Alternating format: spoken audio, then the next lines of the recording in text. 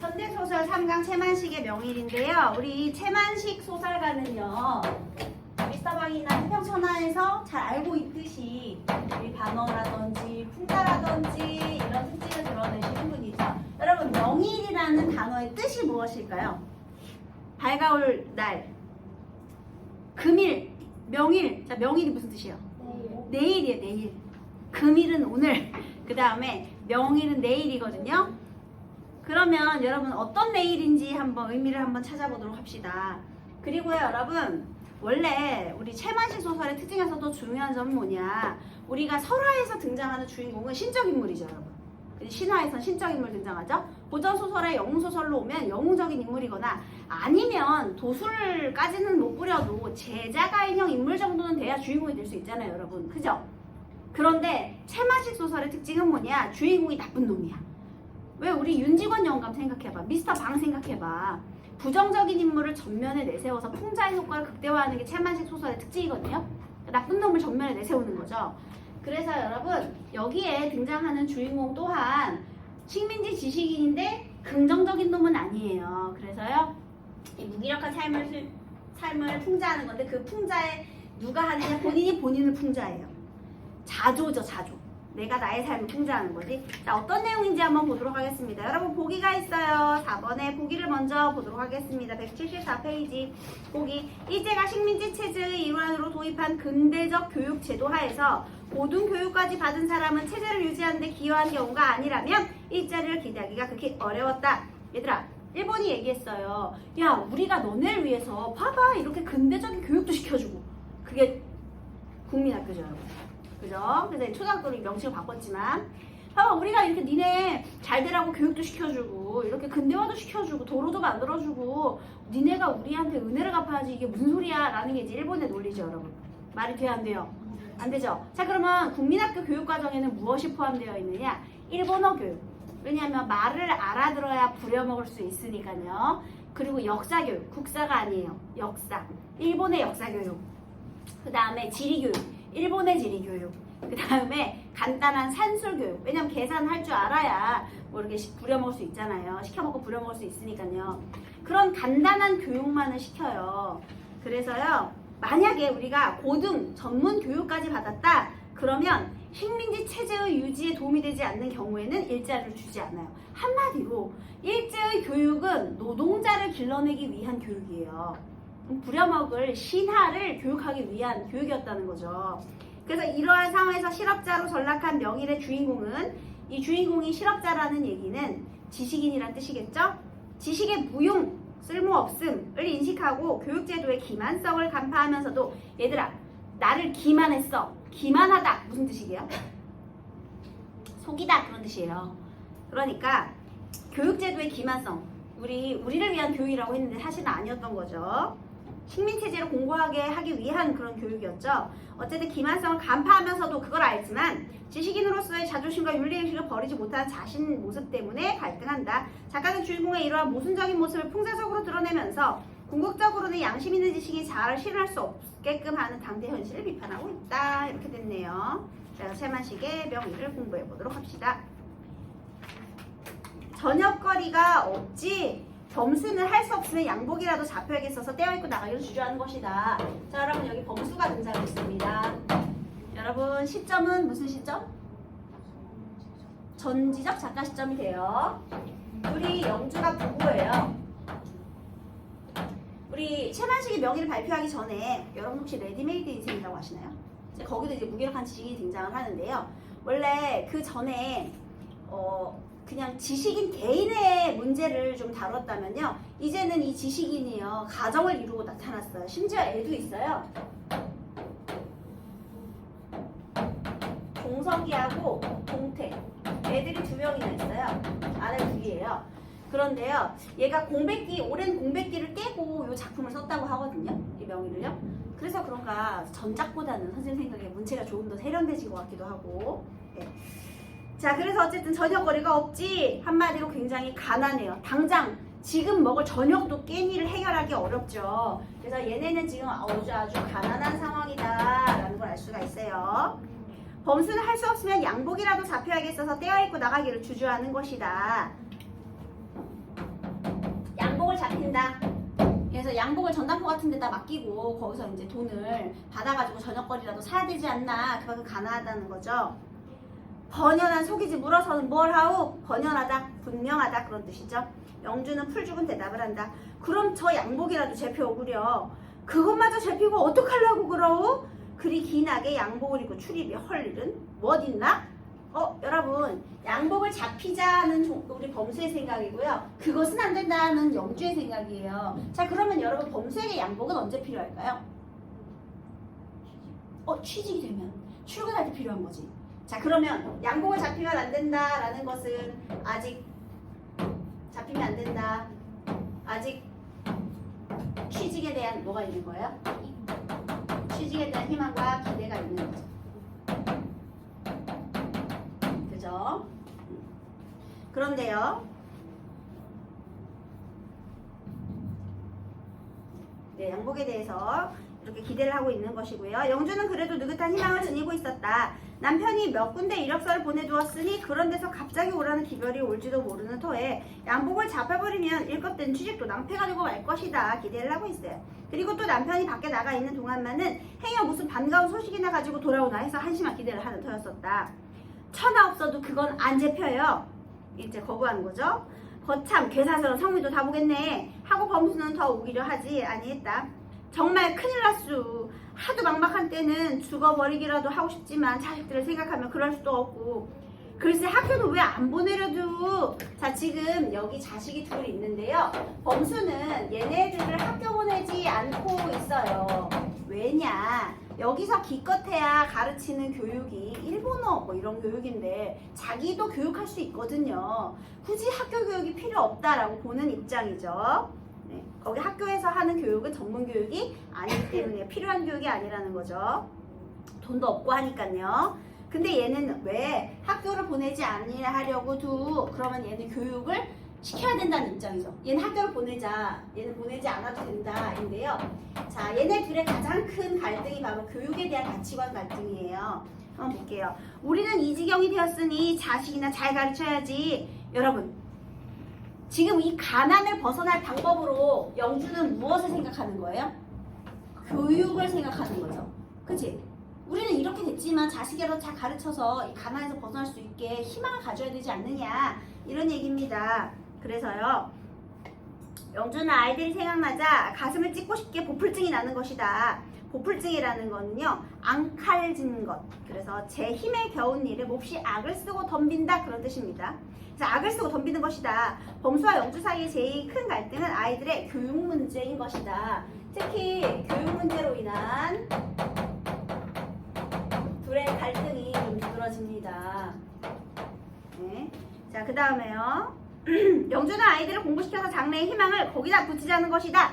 자, 그러니까요, 이 가난에서 벗어날 방법은 무엇이다? 교육이다 라는 거죠. 그래서 교육을 통해 벗어나야 한다. 그러면 다시 우리 지식의 효용성을 인정하는 입장이죠. 쓸모 있다. 배움은 쓸모가 있다. 그래서 가난에서 벗어날 수 있다. 지금 그런 생각을 갖고 있어요. 그는 하다 못하면 자기가 몸뚱이를 팔아서라도 아이의 뒤는 된다고 하고 또 그의 악지로 그만한 짓을 못할 것도 아니었었다. 그러나 범수는 듣지 아니했다. 섣불리 공부를 시켰자 허리 부러진 말처럼 아무짝에도 쓸데없는 반거추기가 될 것이오. 자, 누구처럼? 본인처럼. 첩보인도 지금 대학교까지 졸업했는데 얘 지금 백수잖아요. 그러니 그것이 아이들 자신 장래에 불행하게 할 뿐 아니라 따라서 부모의 기쁨도 되지 아니한다고 내내 우겨왔던 것이다. 여러분 있잖아요. 애초에 모르면 그 허탈감이 없어요. 근데 내가 할 수 있는 일이 있고 내가 배운 게 있고 내가 아는 게 있는데 그 꿈을 펼치지 못하면 사람이 더 무기력해지는 거거든요. 여러분 행복도 그래요. 너네 그거 알지? 행복이 우리 목표가 아니잖아요. 그래서 진짜 행복한 애들은 어떤 애들인지 알아요, 여러분? 기대치가 굉장히 낮은 애들이에요. 순간순간 내 기대치를 낮추면 너네도 항상 행복할 수 있어. 예를 들면 먹는 거랑 관련해가지고 세상에 나 떡볶이도 너무 먹고 싶었는데 오늘 떡볶이 먹어서 너무 행복해. 그럼 걔는 맨날 행복하거든요. 근데 내가 생각하는 맛있는 식사란 한강이 보이는 아파트에서 그 한강물을 야경으로 해서 거기에서 이제 뭐 잘생긴 뭐 남자친구는 아니면 예쁜 마누라가 지어주는 그런 대리석 식탁에 그런 뭐야 파스타부터 시작해가지고 그거랑 와인 한 잔을 기울이는 그러한 식사다. 기대치가 너무 높으면 평생 행복하지 못할 수도 있어요, 여러분. 그죠? 그러니까 기대치를 좀 낮추고 매사에 행복함을 느끼면 돼요, 여러분. 알겠니? 그래서 자, 그러니까 얘가 왜 교육을 안 시키는 거야? 이 사회에서 행복을 느끼려면 지식인으로서 행복할 수 없다는 거죠. 그럼 이 사회가 요구하는 건 뭐야? 우리 이 사회는요, 지금 식민지 교육을 얘는 지금 이 여기서요, 얘는 지식의 효용성을 인정했지만 얘는 식민지 교육제도의 기만성에 대한 내용을 얘기하고 있거든요. 식민지 교육이 우리를 속이고 있다 이건데요.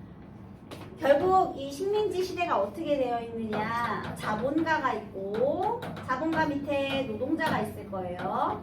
그리고 그 중간에 이제 지식인이 있을 건데요. 자본가가 되려면 친일해야겠죠, 여러분. 근데 지식인으로서의 양심이 또 친일은 못하게 하죠. 왜냐면 배운 게 있으니까. 그치? 그건 부당하다는 걸 아니까. 윤리의식이 높을 거 아닙니까? 그러니까 얘도 안 되지. 또 자기가 배운 그런 자존심이 있으니까 얘도 안 되죠. 그리고 고등학력자는 써주지도 않아. 그러니까 얘도 안 되고 얘도 안 되고 이 사회에 얘네들은 쓸모가 없다는 거죠. 오로지 얘만 필요하다는 거죠. 그러면 결국은 노동자가 지식인보다 낫다라는 거지. 식민지에서는. 그래서 그래요. 자, 그럼 다시요. 얘네들이요, 그렇게 부모의 기쁨도 될 수가 없다고 생각을 했대요. 그러면서 그는 자기가 보통 학교의 교과서 같은 것을 참고해가며, 자, 여러분 괄호할게요. 산술, 1억, 간단한 지리, 역사, 괄호하세요. 얘네들은요, 지식인으로서의 소양이에요? 아니요. 일상적인 삶을 영위하는 데 필요한 기초적인 소양이죠. 그래서 거기다가요, 일상적인 삶과 관련된 기초 소양 이렇게 적으세요. 그러니까 전문 지식이 아니라는 거죠. 그것을 우선 가르치고 있었다. 그리고 이거는 어디에서 배우는 거야? 학교 교육에서 배우는 거지. 식민지 교육에서. 그러니까 학교에 보낼 필요 없는 거야. 이해되나요? 내가 가르쳐 충분하니까 거기서 돈 들여가지고 굳이 이런 걸 뭘 배워 이런 거죠. 교육이 필요 없다고 보는 거죠. 그러나 영주가 보기에는 그것이 도무지 시원찮고 미덥지가 못했다. 범수는 아내에게 너무도 빈번히 듣는 푸념이라 그 대답을 또다시 되풀이하기가 성가시어 아무 말도 아니하여 했으나 아내는 오늘은 기어코 요정을 낼 듯이 결단을 낼 듯이 끝마침을 낼 듯이 기승을 부리려 든다. 글쎄 여보, 당신은 당신이 희망하는 일이나 있어서 그런다고. 나는 어쩌라고 그러고. 이건 무슨 소리예요? 얘는 그래도 배운 게, 아내 입장에서 넌 배운 게 있으니까 그걸로 언젠간 취직이 될 거 아니냐. 그럼 너는 너의 희망이 있겠지만 나의 희망은 자식밖에 없다. 그러면 그 자식이 교육을 해야 그 교육으로 나의 희망을 이뤄줄 것이다 라고 생각하는 입장이에요. 낸들 희망을 따로 가지고 그러는 건 아니래도 그래. 자식들이 장래에 잘 되어 잘 살게 하자는 생각은 임자하고 꼭 같지만 단지 내가 골라낸 방법이 옳으니까 그러는 거지.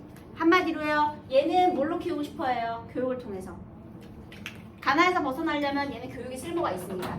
근데 얘는 교육이 필요 없잖아요. 그러니까 차라리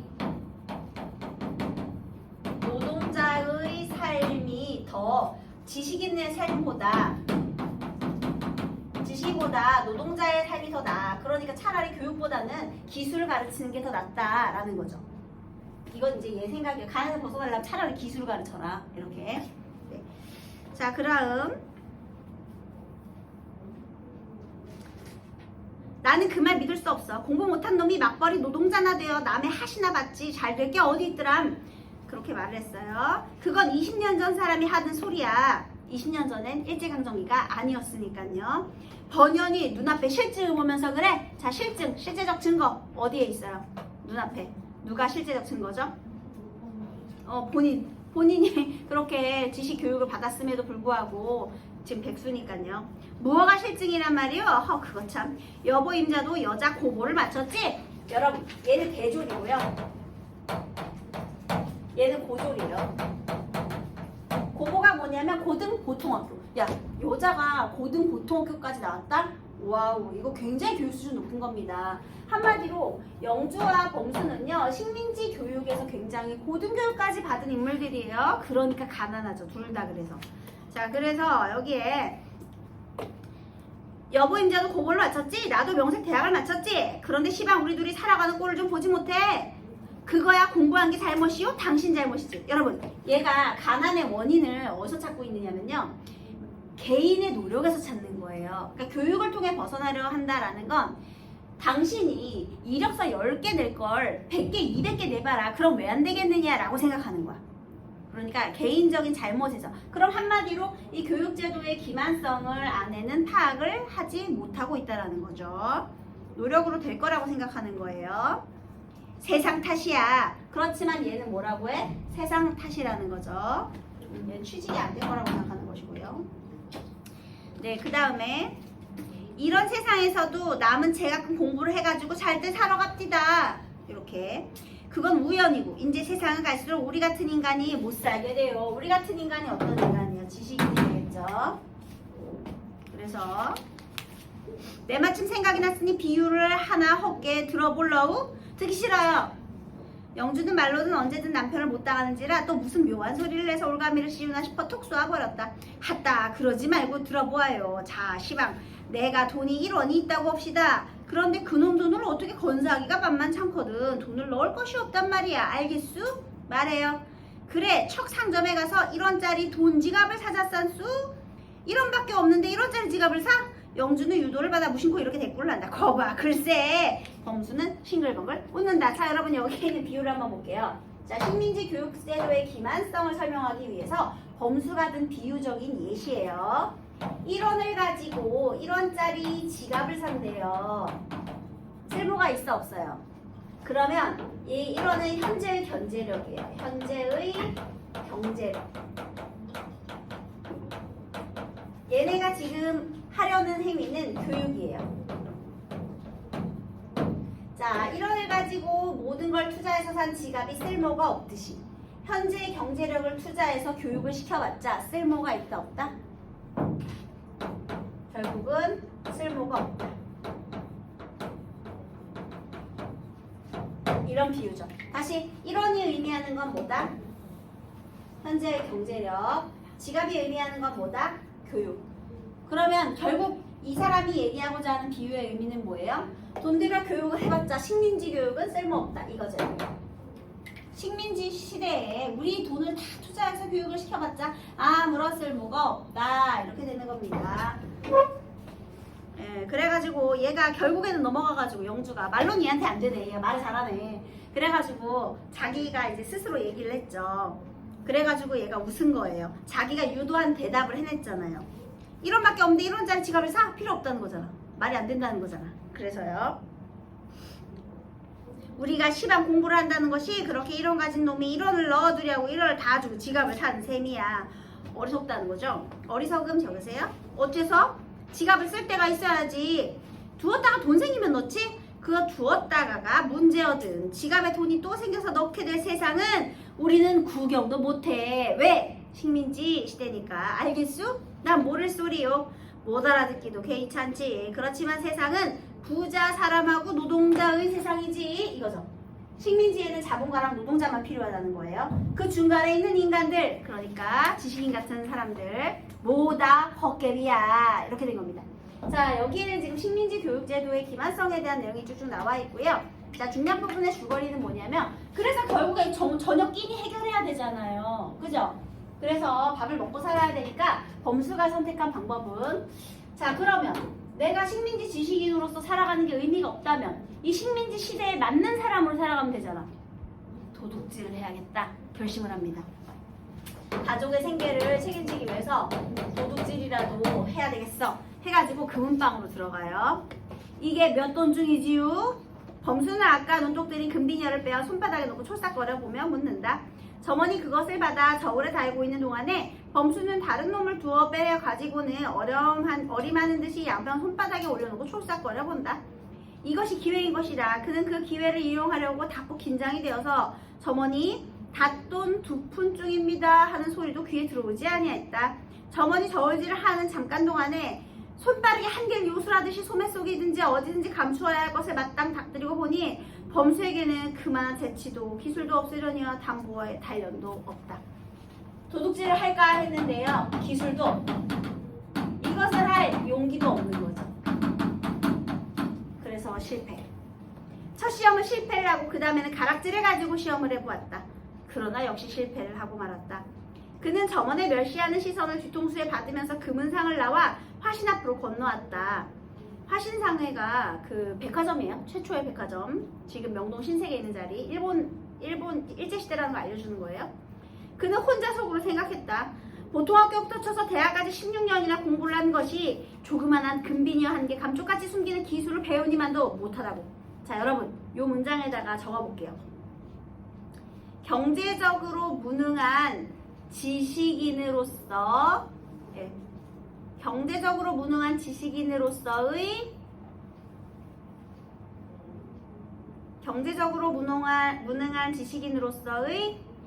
자조. 자기 자신을 자조하는 거예요. 그래서 선생님이 여기다가 자기풍자라는 말을 써줬죠. 교육을 16년 동안 받은 뭐 아니야? 소매치기 기술 하나 익히는 게 훨씬 낫다. 왜냐하면 16년 동안 교육을 받았어도 나는 굶어야 되니까. 하지만 소매치기 기술 하나 배웠다면 지금 굶진 않았겠죠. 이 사회는 어차피 잘못된 사회니까 잘못된 기술 좀 하나 가지고 있는 게 어때서? 라고 생각을 하는데 그게 안 돼. 왠지 알아요? 교육을 너무 많이 받아서 윤리의식이 너무 높아. 그래서 이게 스스로 안 되는 거야. 그렇다면 하고 그는 그 뒤를 생각하다가 도스토옙스키의 죄아벌에 라스콜니코프가 도끼를 높이 들어 전당장이 노파를 내리찍는 장면을 생각하고 오싹 등허리가 추워 눈을 감았다. 그냥 극단적인 상상만 하는 거죠. 그는 허우대가 이만이나 하고 명색이 대학까지 미쳐 소위 교양이 있다는 사람으로 도적질을 하려고 한 자기를 나무라 보았다. 그러니까요, 지금 도둑질을 할까? 아니면 왜 실패를 했죠? 지식인으로서의 자존심 그리고 윤리의식 요거 사이에 갈등을 하다가요 결국은 실패를 하는 겁니다. 결국은 이걸 포기를 못하는 거죠. 그래서 여기에 이 범수의 내적 갈등이 나타나 있는 거예요. 자, 그래서요 이 뒤가 이제 또 중요한데요. 얘가 결국 실패를 했잖아요. 그리고 이제 영주가 겨우겨우 바느질 싹을 팔아가지고 이제 돈을 조금 마련해 와요. 근데 그 사이에 어떤 일이 생겼느냐? 요 아들놈이 너무 배가 고파서 두부를 훔쳐 먹었어. 그래서 경찰서에 갔어요. 자, 요 상황에 대해서 범수는 무슨 생각을 했을까요? 와, 나보다 낫다. 나 실패했는데 저 새끼 대단한데? 아, 좋아. 그래. 배가 고프면 먹어야지. 아무것도 못하고 실패만 한 나보다 낫다. 그래서요, 종석이를 데리고, 범수는요, 결국 종석이를 데리고 공장으로 갑니다. 그래, 기술을 배워야 돼. 결국 일제강점기 때 뭐라도 먹고 살려면 기술이라도 배워야지. 자, 그럼 영주는 무슨 생각을 했을까요? 내 새끼가 두부를 훔쳐먹다 걸렸어. 자, 무슨 생각을 했을까? 그러니까 사람은 배워야 돼. 역시 교육밖에 없어. 얘를 데리고 사립학교로 가요. 얘는 이제 아직 어리니까 입학 가능하거든요. 쟤는 이제 나이를 놓쳤지만.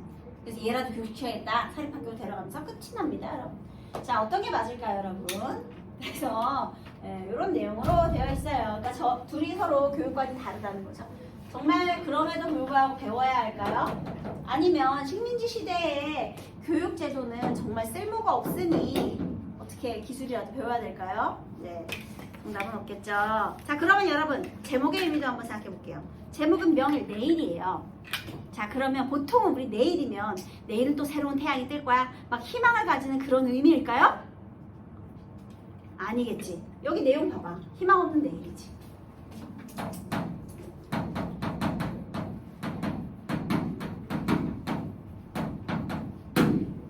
이렇게. 왜? 식민제도 안에서는 희망이 없어요. 그러면 이제 독자들한테 물음을 던지는 거죠. 이렇게 잘못된 사회 바꿔야 하지 않을까? 식민지 사회 과연 맞아? 이렇게 의문을 던질 수 있죠. 결국은 그래서 주지의식이 이것을 통해서 결론적으로 하고 싶은 말은 뭐예요? 식민지 현실에 대한 비판이죠. 아니, 도둑질 못하는 걸 내가 반성해야 돼? 아, 내가 괜히 배운 가방끈이 길어가지고 이놈의 윤리의식 때문에 도둑질도 못하고 이게 뭐냐, 결국은 굶어야 되고, 이걸 반성해야 돼요, 여러분. 잘못된 현실이다, 이런 내용입니다. 자, 그래서 정답 또 맞춰볼게요. 1번 A와 B에 대한 설명으로 적절한 걸 찾는 겁니다, 여러분. 누가 봐도 A는 마누라와의 갈등, 그리고 B는 내적 갈등 이렇게 되죠? 그래서 정답은 몇 번? 몇 번? 5번이죠. 두 인물 사이의 갈등과 내적 갈등. 정답은 5번. 대화를 통해 인물 간의 갈등 상황이, B는 내면에 대한 서술을 통해 내적 갈등 상황이 나타나고 있죠. 이 소설의 시점은 전지적 작가 시점인데요. 특히 B 부분을 보면 우리 범수의 인물, 특정 인물의 시각으로 초점화되어 있다라고 볼 수가 있습니다. 그죠? B 부분에서. 그 다음 기억부터 미음까지 틀린 걸 골라보래요. 기억. 뻔한 사실을 묻는 남편 책망. 먹을 게 있겠냐는 거지. 맞죠? 양폭을 잡히라는 남편의 제안에 거부감 드러내는 것도 맞고요. 자신의 관점을 고수하며 아내를 설득하려 하는 것도 맞고요. 아내가 자기 생각을 따르기로 한 것에 흡족해하고 있다. 얘들아, 생각을 따르기로 했어요? 그냥 자기가 유도한 대답이 나와서 흡족해하는 거죠. 결국은 또 말로도 나한테 안 되네 이런 거에 흡족한 거지 생각을 따르려 하지 않아요. 둘은 생각 자체가 다릅니다. 4번 틀렸고요. 그다음에 물건을 훔칠 기회를 엿보며 주의를 돌리는 건 맞고요. 3번 1원과 지갑에 대한 범수의 생각으로 가장 적절한 것은 정답은 3번이죠. 1원으로 지갑 사는 건 어리석은 행위이다. 그 다음 4번 이번에 틀린 걸 고르는 건데요. 정답은 2번이 틀렸는데 나머지가 다 맞는 얘기니 내용 정리하고 넘어가야 되겠죠. 반가운 소식을 기다리는 영주의 한심한 기대는 범수가 일제 식민지 체제를 유지하는 데 기여한 경우가 아니라면 이루어지지 않을 거예요. 산술인이 이러니 간단한 지리 역사는 범수가 자식들이 지식인으로서 자아를 실현하기 위해 갖추어야 할 소양이라고 판단한 것이겠군. 지식인으로서의 소양이 아니고 그냥 일상적인 삶에 필요한 소양이죠. 기초 소양. 땡! 2번 틀렸고요. 3번 임자도 여자 고고를 마쳤고 나도 명색 대학을 마쳤다고 하는 범수의 말을 통해 범수와 영주가 모두 일제의 근대적 교육제도 하에 높은 수준의 교육을 받았음을 알 수가 있고요. 남은 제각금 공부를 해가지고 잘들 살아간다는 말을 하는 영주는 당대의 교육제도가 지닌 기만성을 간파하지 못하고 있죠. 도덕질을 하려고 한 자기를 나무라는 범수는 지식을 무용, 쓸모없음을 인식하고 있으면서도 지식인으로서의 자존심과 윤리의식을 버리지 못하고 있습니다.